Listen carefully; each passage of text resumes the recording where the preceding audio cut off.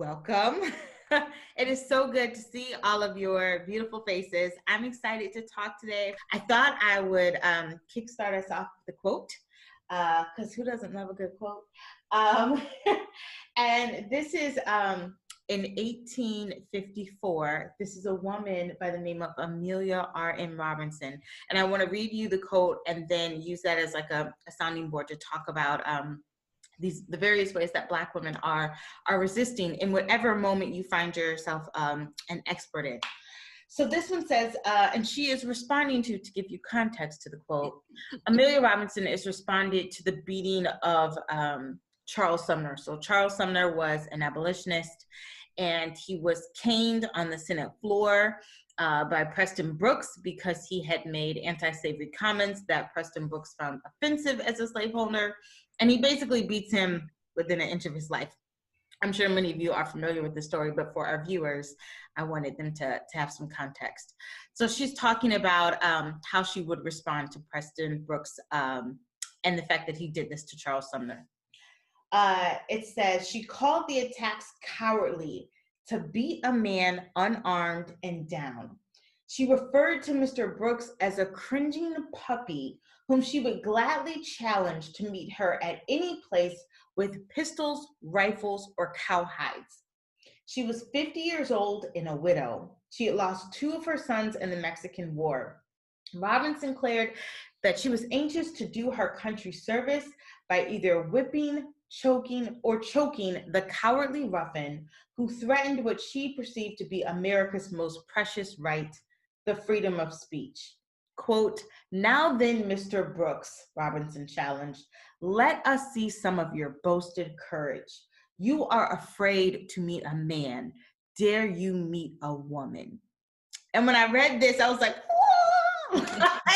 it was so bold. It was so audacious. And it's published like in the newspaper. So it wasn't like this was a letter to her homegirl. Like, she put this in an op-ed. Preston Brooks, I want you to know how I think and feel about your actions.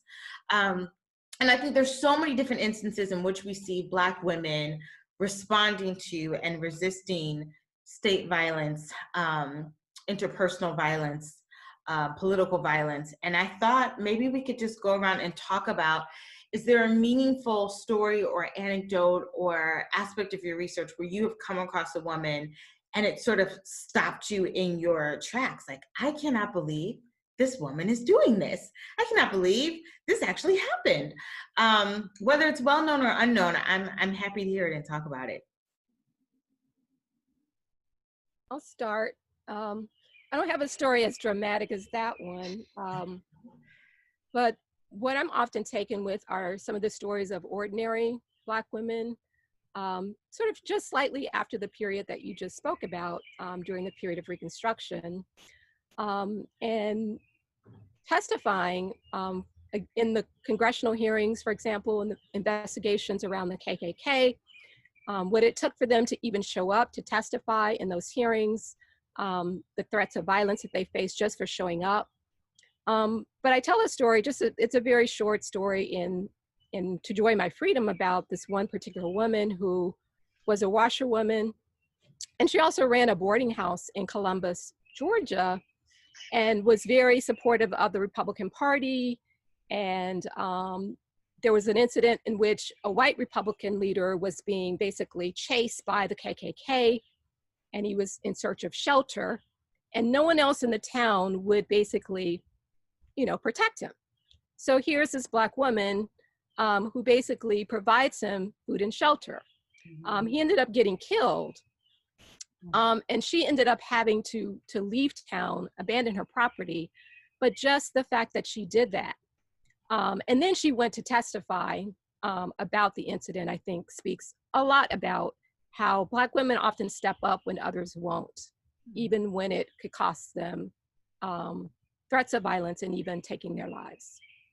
I'll add a story just about a woman that I'm currently writing about, Queen Mother Audley Moore. And one of the things that I love about her, she has this massive COINTELPRO FBI file, or counterintelligence program FBI file, where they tracked her, for the better part of her life. But around the mid 1950s, they try to bring her in, and they say, you need to come and meet us at the FBI headquarters, and you need to sit down and you're going to talk to us about this. And I guess try to get her to kind of snitch on her friends.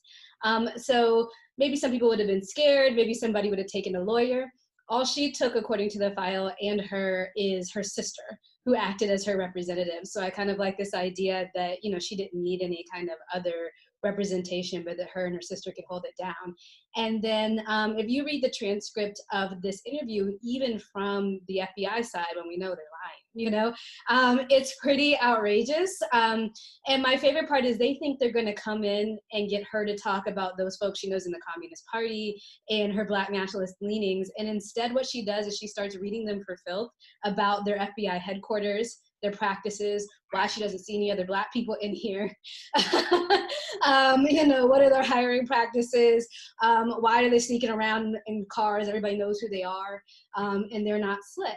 And so it's kind of a moment in which Black women enter into these COINTELPRO records in a way where something's not happening to them, but they're actively going in kind of to the belly of the beast and saying, I know what you're doing. I know how you're surveilling me. I refuse to, give you what you want, but I also refuse to back down or hide from you in the midst of this kind of violence. I want to offer out the story of Tariqa Lewis. Tariqa Lewis was the first woman to join the Black Panther Party in Oakland, California. She joined as a teenager, and her story resonates with this story of Dare You Meet a Woman. And I think it also resonates with this contemporary moment where we see so many young people standing up and speaking truth to power.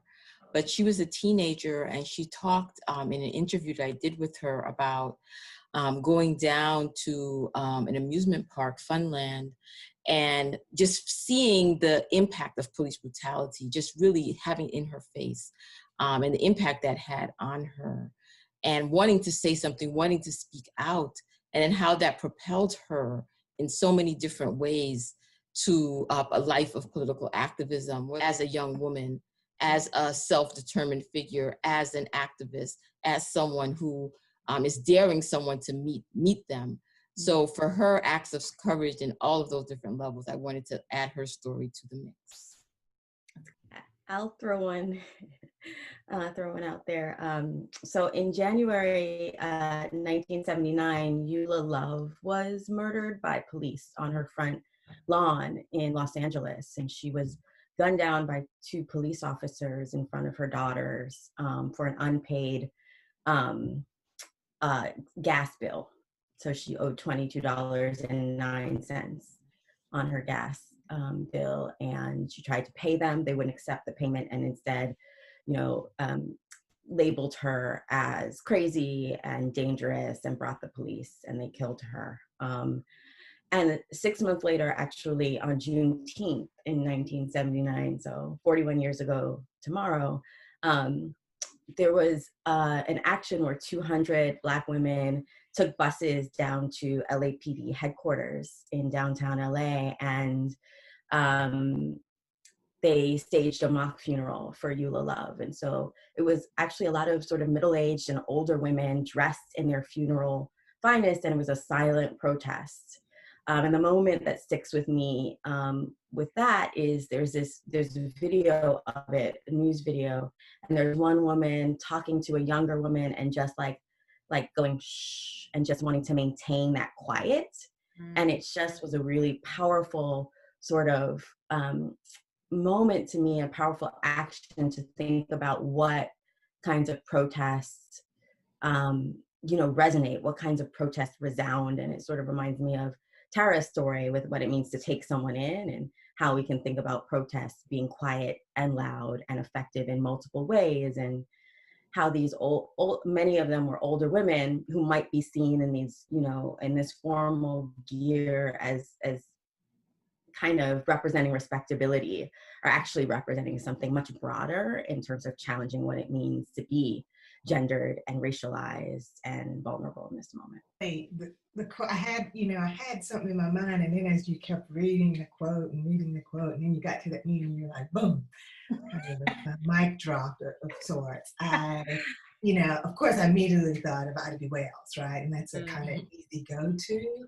But I think even in thinking of Ida B. Wells, I kept thinking about the ways in which Black women were prepared to defend themselves.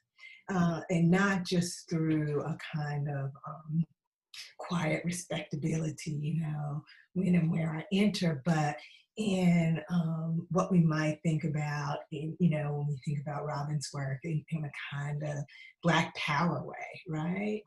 Whether we're thinking about Wells, who says, if they come for me, I'm gonna take one lyncher with me, that she's got a gun, and she's recommending people have a Winchester rifle, right?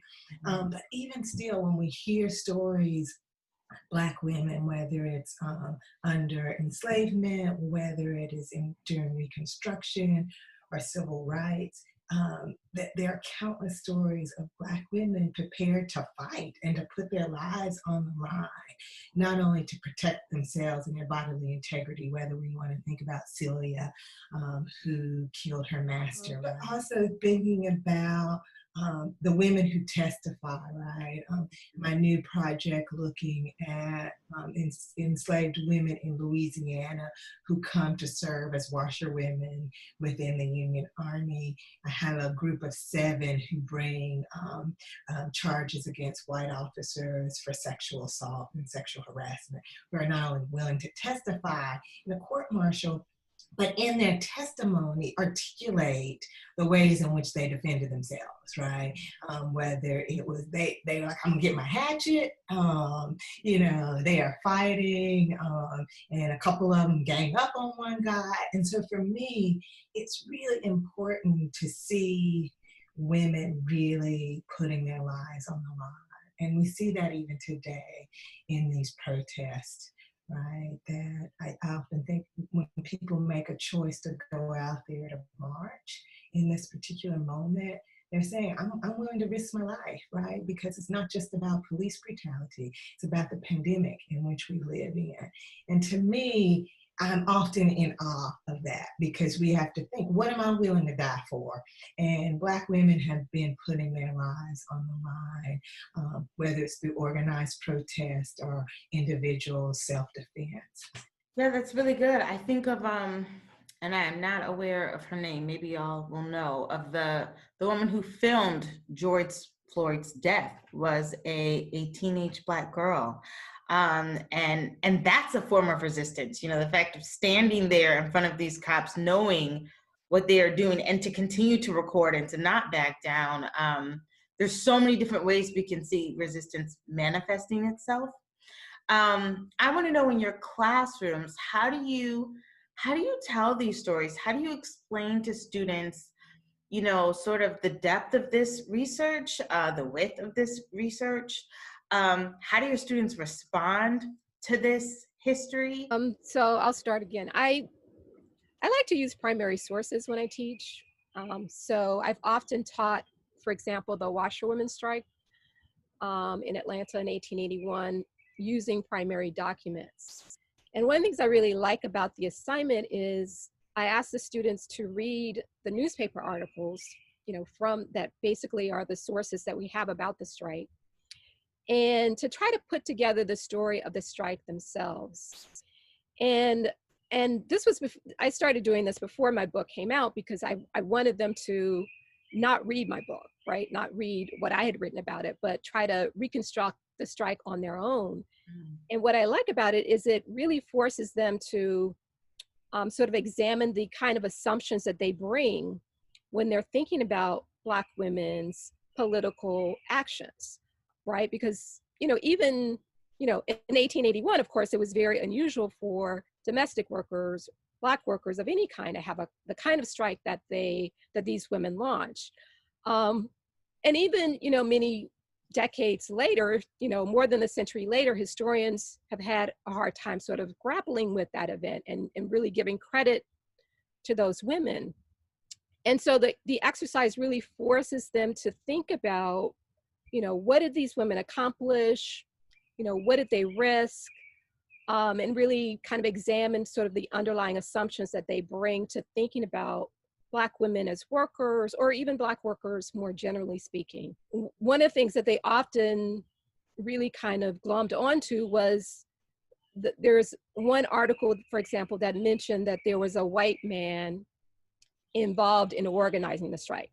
Of course, this was the kind of allegation that came up repeatedly whenever Black, people were engaged in these kinds of protests, that must have been an outside agitator, right? I can go next. So one of the things that I like to do is kind of, I guess you would call it kind of a faux museum walk. So I give all of the groups the same primary documents. Typically it's, an image or two of a protest, or if it were this case, it'd be an image or two before the protest, kind of what we would think of as the quintessential image of the act of resistance, and then maybe the image after. I tell them that they're now museum curators, and they've got to put the story in a particular order based on a particular audience. So for example, one group is a kids museum, one group is an American history museum, one's a women's history museum, and one is a museum outside of the United States, who you may not be steeped in the same kind of cultural ideas that we are. And so they have to kind of put them in an order and create a caption. And I think that helps them think about the way in which these stories of resistance are told to them, what's being left out of the story, and who's narrating the story. And it's interesting to see how they try to position, even between the same images, the order in which they put them in, but also kind of how they try to narrate what is happening to that person in that image without having a lot of context outside of it. So I think that's kind of one way they can think about not only how are they taking these images in, but also who has the power to tell that story, and how do people leave out or put in details that help frame that Black woman in either a positive light or a negative light, or for a certain audience. I always like to think about women as ideologues, because I feel like there's so much resistance to thinking about Black women, in that way, and as part of it, the contributors to the, radical intellectual traditions, to schools of thought. So I think thinking about the moment, the potential of this moment as an educational moment, I think I would think about some of the animating ideas that are on everyone's lips right now, whether it be defunding, abolition, et cetera, and just to think about the ways in which all of those are tied to the intellectual work that Black women have done to articulate those schools of thought. So whether it be Angela Davis or people like Ruth Wilson Gilmore, or others who have done amazing analyses of the carceral state.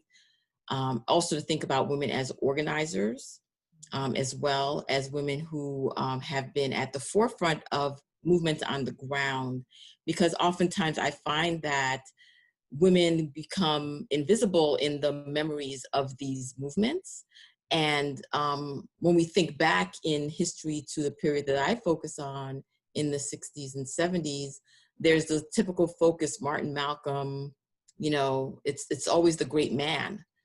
And even in these moments here, when I look on who's in front of the microphones, it's always the great man. To think about the Ella Bakers, the Fannie Lou Hamers, the people who were behind the scenes doing a lot of organizing work, doing a lot of intellectual work, making strategic decisions about what the movement was going to look like, that had a tremendous impact that may not be visible in the same way. And what does it mean to be visible anyway today in 2020? So I think that's what I would like, that's what I would sort of throw into the pot for the students to contemplate right now is, one, what is the genealogy of these ideas that we're thinking about today, and how is it tied back to some of the spade work that has been done by Black women thinkers?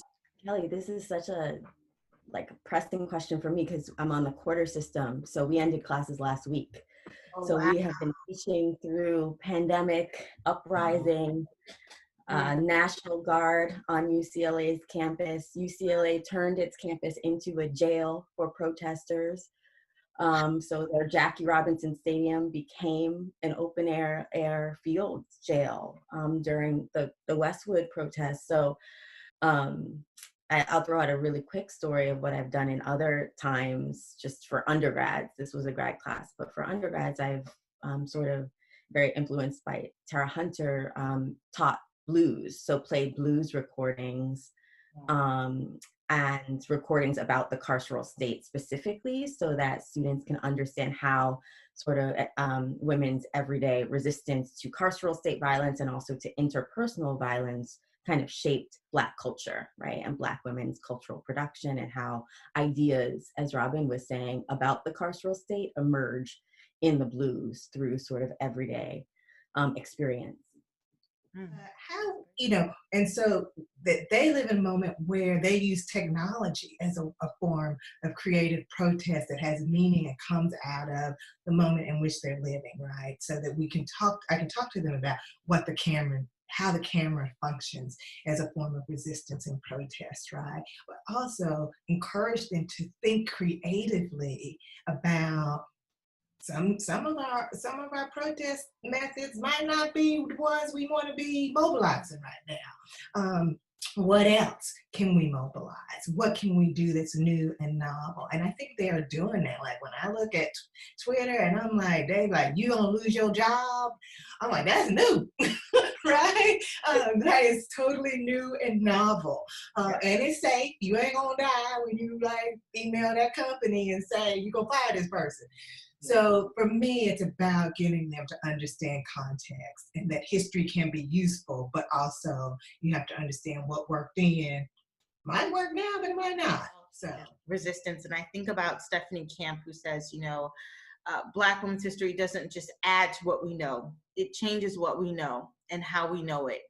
When we think about the myriad of women who are resisting in so many different ways, be it passively or aggressively, what would you want students to walk away with, particularly in a moment where violence is targeting not just Black men, but Black women, and in some cases, Black children? When we think about how the oppressed should respond to their own oppression, what can we tell them that will stick with them that Black women have been trying to teach us for centuries?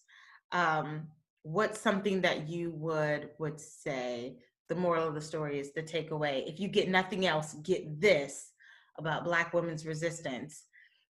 What would you say to them? I would say that Black women's resistance makes a difference, that it has always made a difference.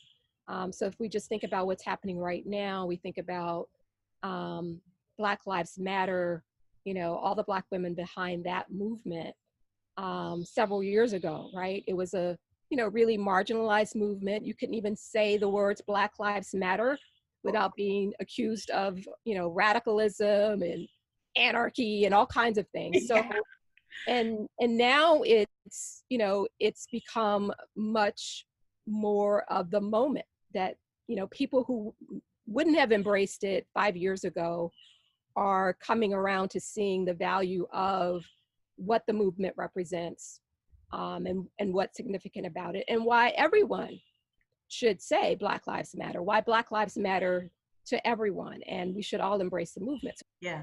If I could just add to that, it's so funny how, like, exactly what you said, like 5 years ago, Black Lives Matter, that was like fighting words.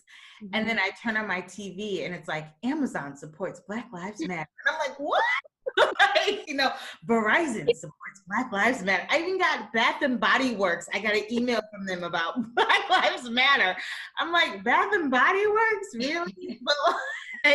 But absolutely, it's, I mean, the rapid amount of change that you've seen comes from these, you know, 3 Black women that started the movement. So yeah, that's a really good point.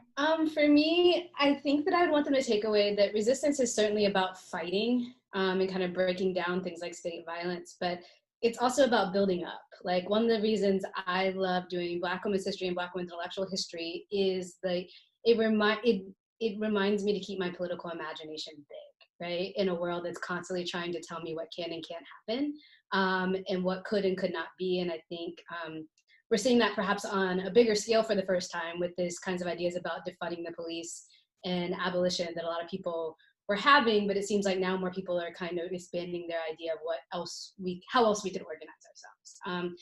So I'd hope that they see that, you know, Black women were like not taking anything and willing to defend themselves passively, actively, armed, unarmed. But I also would hope they'd see that, you know, their writings and speeches and protests are also about building something different. And that, you know, that resistance for what you don't want is best works when there's a counter for with a vision of what you do want and what you're fighting for in that process.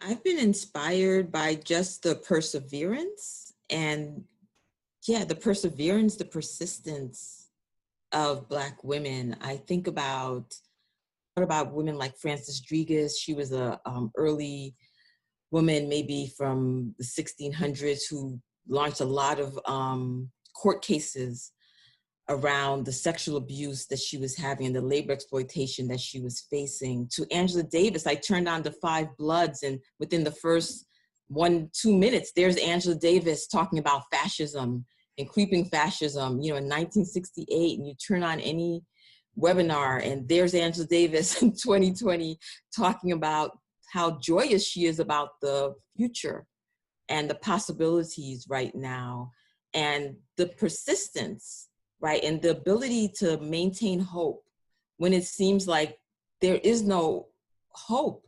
I mean, I feel like I have definitely felt that over these past months, of this sense of hopelessness, or you just can't take another thing, right? And then you think about, you know, Black women and what they have given us is just the ability to keep going, you know, to keep going, to keep hoping, to keep persisting, to keep dreaming, to keep pushing.